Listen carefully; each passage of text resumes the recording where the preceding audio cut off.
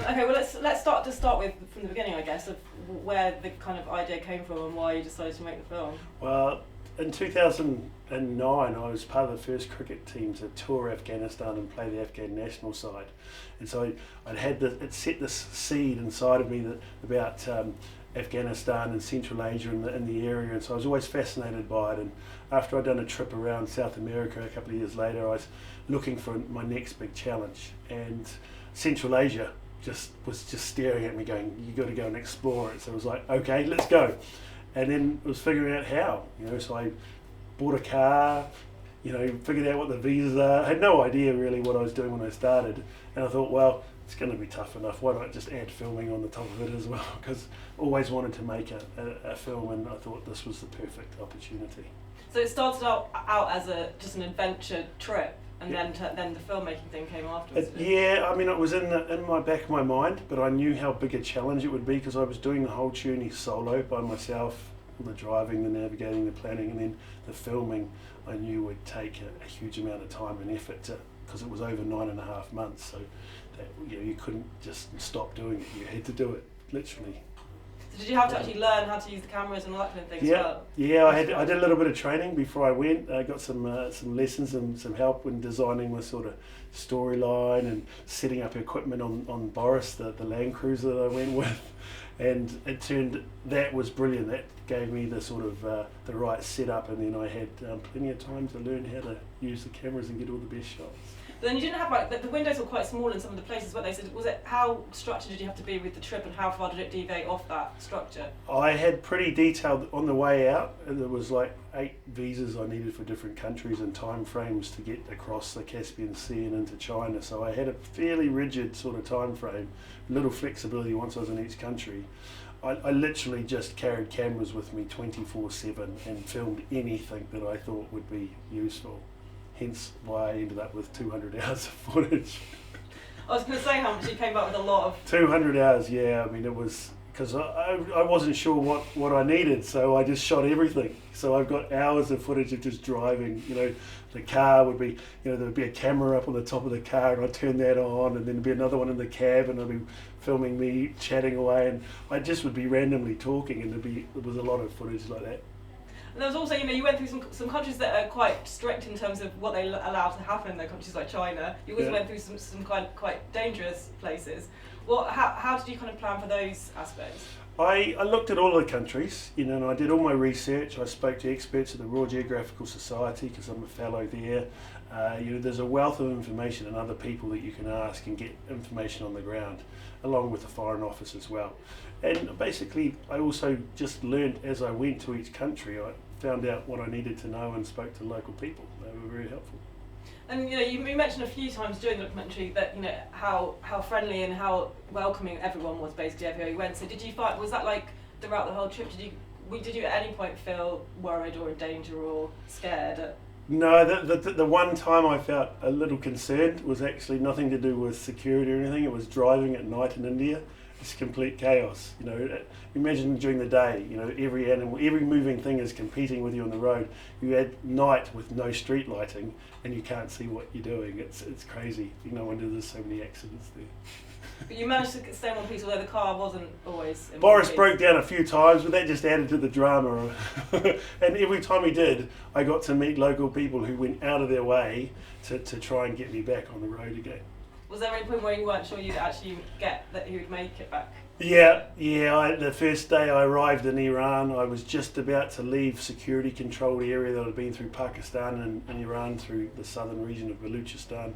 I was going to be free. It was my last big hurdle, and the day that I was about to leave, the gearbox failed, and I ended up repeatedly trying to fix him and couldn't do it. Ended up pushing him over the border into Turkey 5 weeks later. Yeah, that didn't seem like too much fun.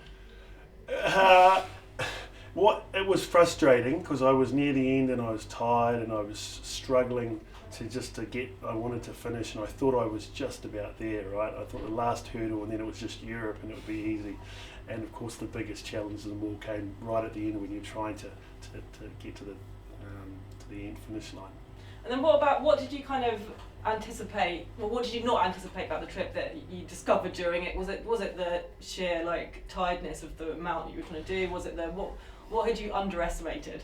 The mental challenge. You know, I was so busy just trying to get to the start line. I hadn't and put my plan together and work out that I could do it. I hadn't really had a chance to slow down and think about the challenge physically and mentally it would be on me of doing all the driving, all the filming, you know, all the writing of blogs, communicating and throwing some sightseeing in there. All of those activities just meant for huge long days, literally for 280 days in a row. So that mentally I started to get a little bit unstable, unhinged towards the end. I would spend a lot of time talking to my mascot Kiwi Ted and the truck Boris, and filming. And you know, filming was actually quite soothing because I could actually talk to somebody, and that helped me sort of stay sane. And is there anyone that really stands out, or any couple of people that really stand out as people that really made the trip for you in terms of the people you met on the way?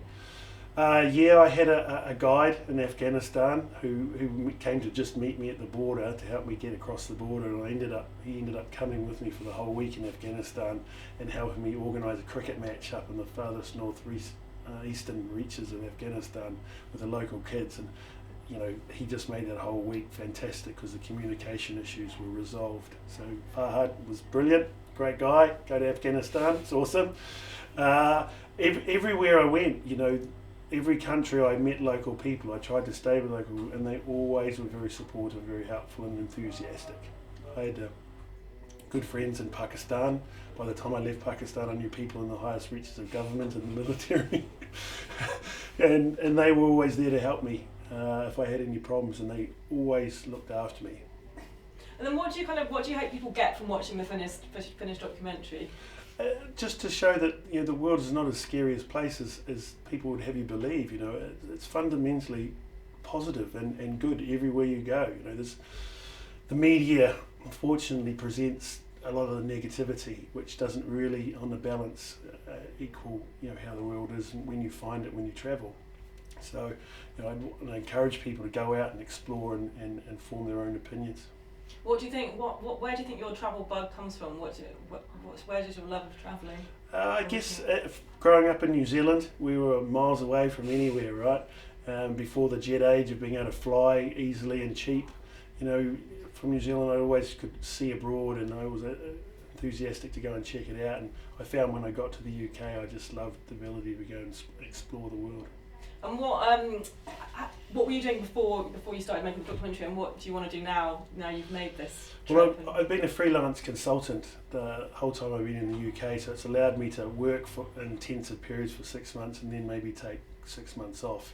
So I've used that opportunity to go on big trips, do lots of journeys, and I think, you know, once I've got this one complete, I'm looking at what my next challenge will be.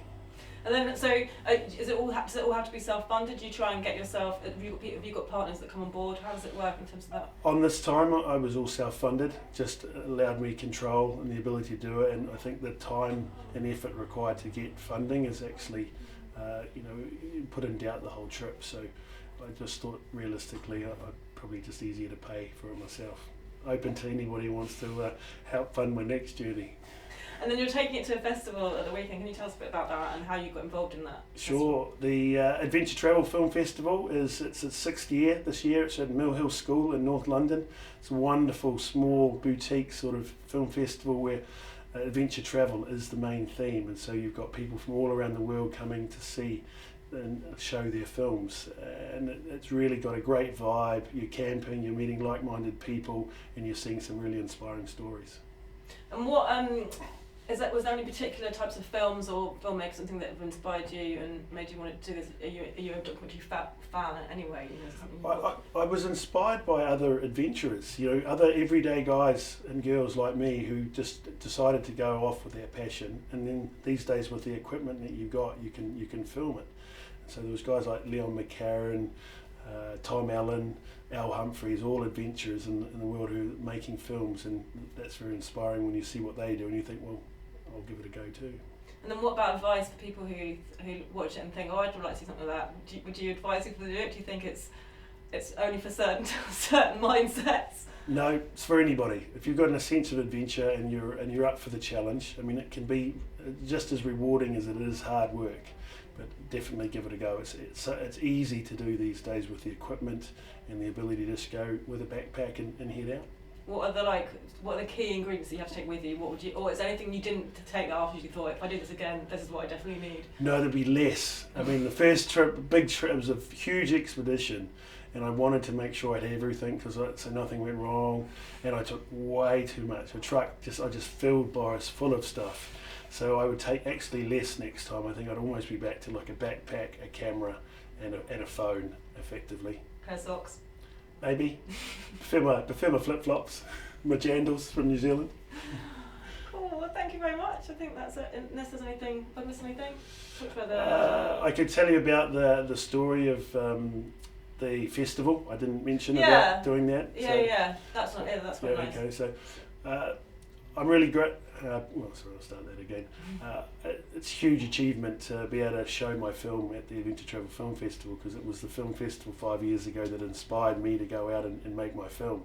And so I'm now the first person to come back and have their film selected and to be shown at the festival. So the world premiere is Saturday the 13th, 3 p.m. Very excited. Cool. Well, thank you very much. You're welcome. That's great.